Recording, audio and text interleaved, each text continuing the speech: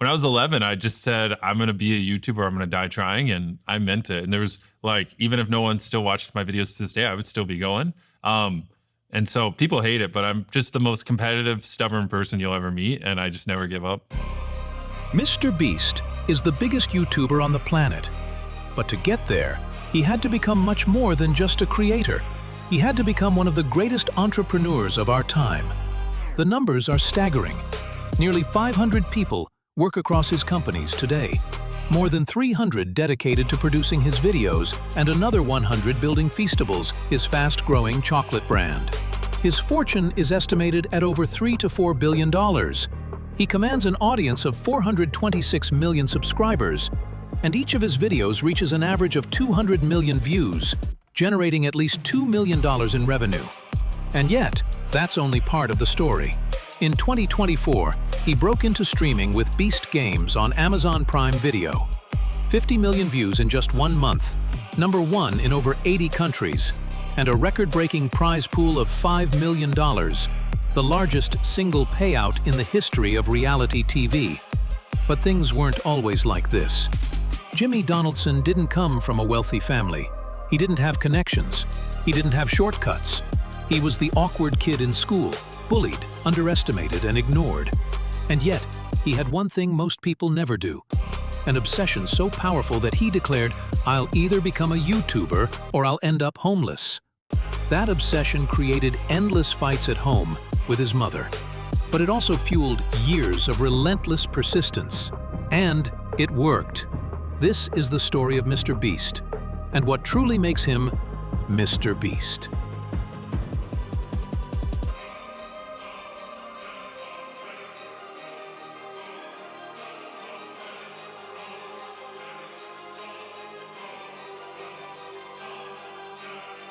If I'd asked 10-year-old Jimmy, how are you doing?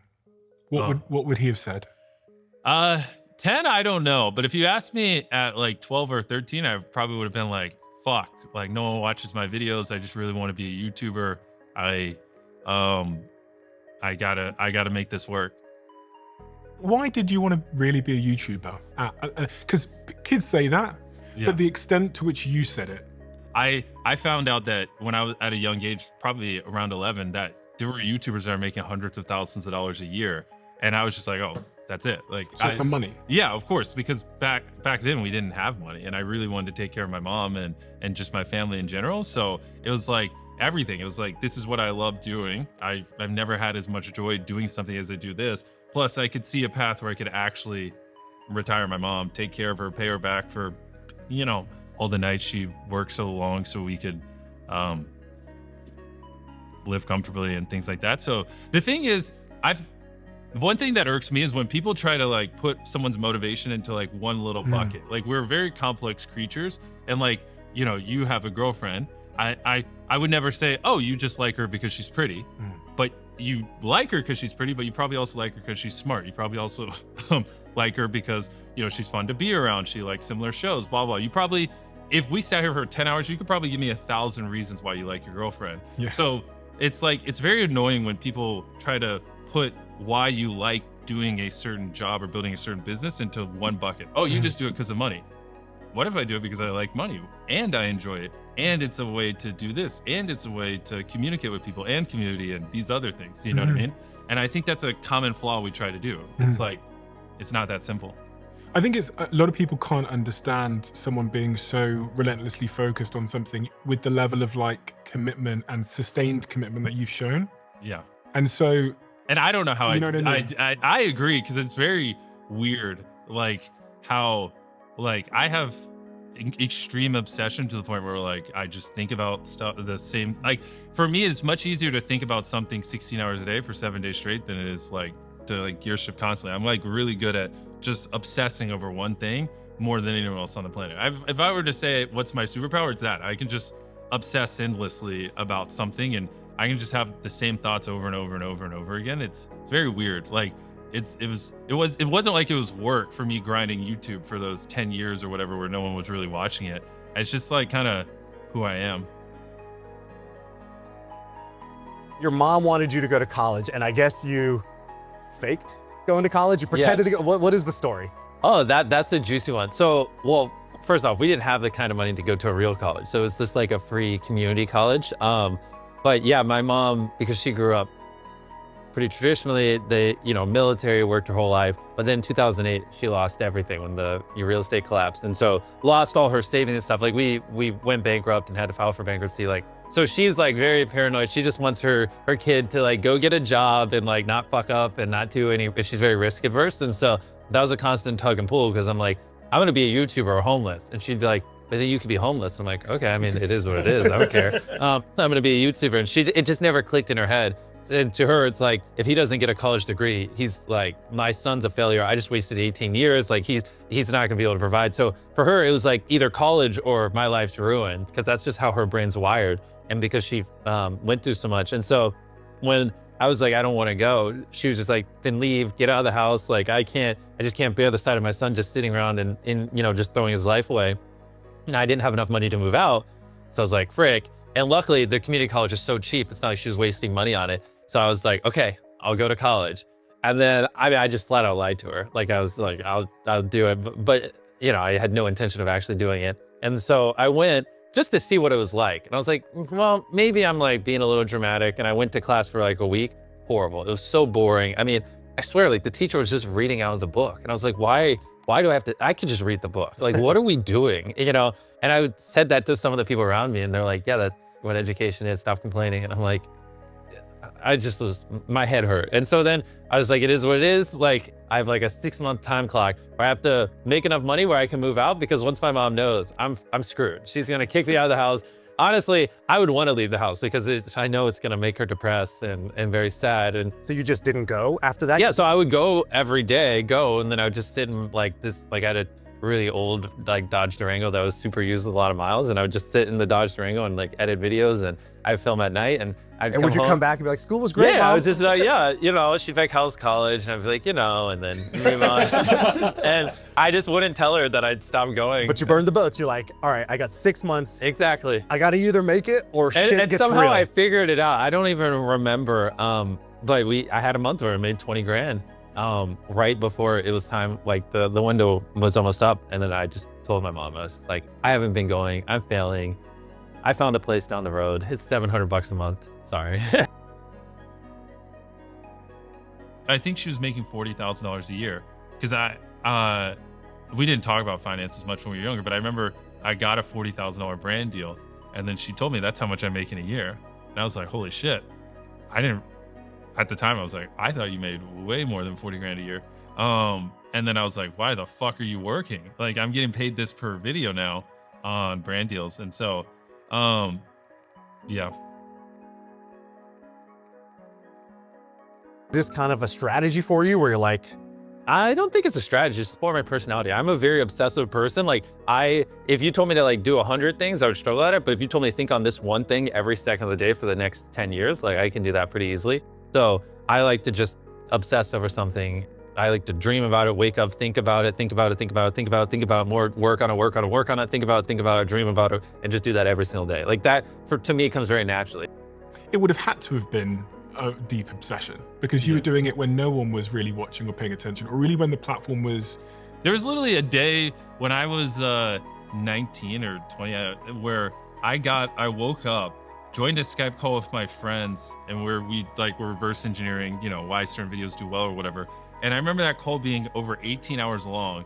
And then I hung up, went to bed, woke back up the next day, and instantly got back on the call and picked back. Like that was the level of hours we were putting in. I mean, I didn't know anything besides just trying to make it happen. Was there anything else that you showed that level of obsession to? So at that age, no. I would say from 11 to 15, it was a mix of YouTube and baseball. But when I turned 15, I got Crohn's, and I went from like 190 pounds down to 139. I lost all the muscle I had, and so I was like, all right, I'm not playing baseball in college anymore. So then I was like, fuck it. It's just all in on YouTube. And then up until really Feastables, it was basically just YouTube. Versus whatever, I never thought I would find like this kind of love for I thought it was specifically video making. But I have found over like the last 2 or 3 years, just in general, I just enjoy entrepreneurship, and I've been really deeply loving getting like obsessed with Feastables and other things. And so, which was very weird. Like when I first started a chocolate company, it was like kind of a side thing. But the more I started to work on it, I got a lot of the same highs I got when I was making videos, just in different ways. And so now I'm like, I know way too much about the chocolate industry. I'm like, it's pretty crazy. I never imagined I would have put the thousands of hours I've poured into building Feastables. And so I think just in general, it's just, I just really love solving consistent, complex, hard problems. I think that's like what gets me out of bed, and like the harder the problems, the more exciting it is.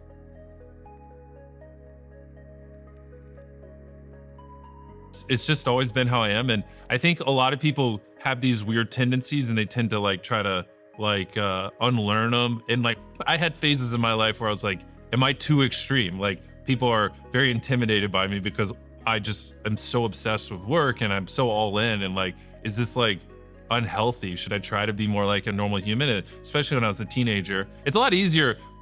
It's funny when you're making lots of money, it's like admirable, it's respectable. It's like, look, those are traits we want. But when you're not successful, you know, you're a lunatic when you have all these traits. And so back then I'd occasionally be like, man, like, should I try to be more normal? But I just could never do it. Anytime I tried to, I mean, I've mentioned this before, but one of the like things that like I have a memory of that like really is burned in my brain is like, people one time, like a high schooler told me when I was in middle school, like, all you do is talk about YouTube. Like, do you like know how to do anything else? Like you're just like a freak. And I tried to like watch South Park, you know, because that's what a lot of people in my school watch to fit in. And I just couldn't. I was like, this is such a waste of time. I don't like, I could be working right now. And I tried to do all these things to like fit in. And I eventually just like stopped talking because I just didn't relate to anyone. And people used to call me mute. Like one of my teachers literally asked like if I was mute, like, cause that's how little I spoke, because no one in the school I went to was entrepreneurial or wanted to build businesses. And I just didn't want to do anything else. And yeah, eventually I started to succeed, found other lunatics, and now life's great. But you know, I like to tell this story when I'm on podcasts, because if you have a younger viewer who's in that same spot, you're not the problem, it's your environment. And you just gotta put yourself in a better environment. That's, you know, that's the thing. People say it takes 10,000 hours to master something. I'm like, 10,000 hours, that's when you start. I think it should be 100,000 hours, to be honest. I think 10's too easy. I heard Elon Musk, who I know someone you spoke about quite often, also someone that I speak about quite often. Yeah. I heard him say when he was on Joe Rogan that you wouldn't want to be in my head. And I think Joe Rogan asked him if he was happy or something, and he doesn't even like consider the question to be important. Yeah. So 2 questions there. Do you think the average person would like to be in your head? And secondly, are you happy? Well, no, the average person does not want to live the life I live or be in my head. They would be miserable because you're just working all the time, and they would probably just ask themselves, why am I working all the time? Why don't I do literally anything else? I mean, because obviously I'm not a robot. There are times where I'm like, fuck, I really want to play this strategy board game, or I want to do this thing. And I look at the schedule and I'm like, oh, maybe I could do that in 4 days. And you know, and the hard thing is, you really have to like be delicate with the framing of your mind, because it's very easy in moments like that to go, fuck, I'm like a zoo animal. Like I don't have free will. I'm like a little robot to my businesses. And like, and so you have to like be very careful. And sometimes those emotions take over, and especially because I'm a very defiant kind of guy, and I'm like, but I really want to do this thing, but I can't, because I got to go film this video, and I got to do this, and I got to speak at this conference, and I got to do this networking thing, and blah, blah, blah. And so, yeah, I think most people, when that feeling comes up of like, am I just a fucking animal? Like, do I have any free will? They would probably get very depressed. But I've been able to like work through those, and just, I always try to, you know, your brain, you just got to control your thoughts. Be like, well, this is the life I chose. This is, you want success. You want to change the world. You want to do this and this. This is the price you have to pay. You should actually see this as a good thing, because this is why, which is why I'm very diligent about how I frame things in my mind. Like, this is why no one else will do what you will do. And this is a good thing. This is what you are feeling right now is your mode. You're lucky it's hard. Push through it and you'll be happy you did, you know? And so that's kind of how I try to view it. But no, I don't think most people would be happy living my life. They would be like, oh, let's just grab a couple $1 million and be happy. How do you think about mental health? I've heard you speak about your mental health before, and I don't. Well, the thing is, here's the problem. Like, it's if my mental health was a priority, I wouldn't be as successful as I am. I mean, and that's just like a sad fact. Like I obviously never would have buried myself alive for 7 days of solitary, 7 days on a deserted island, 7 days, blah, blah, blah. It's like, you know, being consistently uncomfortable and like being able to consistently suffer over long periods is like arguably one of the deepest modes. Like there's a reason no one makes videos like me, like not even close, because no one wants to live the life I live. I mean, there are months where I'm, you know, I think there was 1 year where I was flying like 200 days. Like I was on a plane. I mean, it was a fuck fest, but you know, to get these videos done and I do everything. And it's like, you know, when I wake up tomorrow and I'm going to be pretty fucking tired and feel like shit, I'm going to go, you know, something I always tell myself is how you feel right now is why no one else does what you want to do or does what you do. And if you push through this, that's just even, you know, more of a reason why no one will ever be who you are. And so it's like, I think being able to push through unhappiness and do things you don't want to do consistently year after year over the course of a decade is like the ultimate advantage. Like, I mean, I think we'll hit 1 billion subscribers, and I don't think anyone will be anywhere near close, because like once you make a couple $1 million, why would you live the life I live? Like why would you not take weekends off? Why would you not just film locally, even if it means less views so you can be on the right time schedule? Why would you not, you know, prioritize your sanity and that kind of stuff? It makes no sense, but that's why no one else does it. So it's not fame that motivates you. Yeah. Well, I mean, it's fun, but yeah. It's fun, but it's not, it doesn't seem like that's like your primary. No. Yeah. At all. It's also not money, because you reinvest all your money anyway. Yeah. Is it winning? Well, yeah, you answered it. Yeah, exactly. You think it's winning? Yeah, 100%. I just like winning. Anytime anyone has ever like pushed super hard, why do you do what you do? And I really dig deep. It's just, I think I'm just addicted to winning. I just like it. I like winning, and you know, but the thing is, like, winning can be different things. Like, you know, at an earlier stage of my life, winning was just making sure my mom was taken care of. Yeah. You know, in other parts, it was making sure my friends are taken care of. It's like, so there are different definitions to it, but yeah, at the end of the day, it's just like winning is fun. And I can't really tell you why I'll work 15 hours tomorrow, if that's why I end up working tomorrow. It's just kind of like, I get up and like, if I don't, I just feel sad. And if I'm working, I feel great. You know what I mean? Until it gets to the point where I'm stressed out, want to die. But for some reason, that's more fun than not working. You know what I mean? And your business empire, I think, is much bigger than most people realize. I imagine the majority of people probably don't really understand the context of business, so they don't really get it. They might see you as a YouTuber or a creator. But from the research that I've done, you run a very, very large business. Yeah, I mean, we do 9 figures in Feastables. I mean, we could say that, yeah. 9 figures in Feastables. So the business must be worth several billions of dollars. Overall, I mean, you could do something like that, yeah. The business would be worth a lot of money. Yeah. Are you a billionaire? On paper, yeah, but I mean, in my actual bank account, I have less than $1 million, so.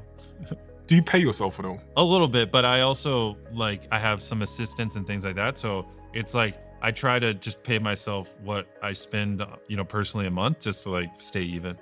How do you think about money in all of this? Because most people in their lives are pursuing money so that they can chill out and retire, but you seem to be pursuing it purely for the sake of reinvesting it back into the system. Money is fuel to grow a business. And then you make money from the business, and then to keep growing. Yeah, and then you find a business that you enjoy, that, you know, is better for Mother Nature or Earth or people, and there you go. You have a fulfilled life. That's my theory. I just don't. When I'm 70, I don't want to look back and have regrets. You know. When is enough enough? Such a cliche question that I'm asked a lot. Enough, like building the business? Never. I mean, I just want to keep, like, building a business is like a video game. It's just fun. You know, like with Feastables right now. You know, we're the largest ethically sourced chocolate company in America. And like, it's just fun to like look at something that's been done the same way for 100 years and go, how do we just flip this on its head and fuck up this industry? And, you know, how can we pay our farmers a living income, you know, not use child labor, et cetera, et cetera. And so it's like, you know, I think if I was just doing mundane things like everyone else, I probably would be bored as fuck. If I would just sold chocolate like everyone else, made the same repetitive YouTube videos like everyone else, I probably would be like, all right, get me out of this. I want to retire. But it's not what we're doing. Like, we're changing industries. We're impacting the world. Like, this is the point of life, in my opinion. And the other thing that comes through in this, but also all of your work, is just this idea, something that I've learned from you just from speaking to you on the phone yesterday, that nothing is impossible. Yeah, exactly. And watching Beast Games over the last couple of weeks, but also speaking to some of your team, there's clearly this through line with everything that you do of like extreme, what appears to me to be extreme ambition. Mm-hmm. And it doesn't appear to be extreme ambition to you in the same way that it appears to be extreme ambition to me. Yeah, I mean, it's just, I mean, does physics allow it? Then yes, it's possible. It just, do we want to put the time in? I mean, I feel like people overcomplicate a lot of things. Most people just aren't as obsessed with improving things. They get like pigeonholed in the box and they're like, oh, I just need to improve. I mean, this applies to everything, but I guess specifically content. They'll be like, oh, I just need to write better jokes, or I need to have better camera, or this. And then it's just a mindset. Like every single thing can be improved. There's no such thing as a perfect video. You know, I mean, you can go as low as you want to like the coloring, to what you're wearing, to how you speak, to how long the video is, I mean, there's nothing that you can't improve. And so like just having that mindset where you're always trying to get better, and like applying that to everything across the board, not just narrowing on this one little thing. But also with this, honestly, a lot of people are mentors, they just don't listen. And so they'll ask me for advice, and like the ones who will listen, they'll take their revenue from like 30K to 400K a month, or if their goal is subs or whatever it is, I can show them how to hit it. But a lot of times people ask for advice, I'll say it and it'll be like in one ear and out the other. And like, so those are the worst.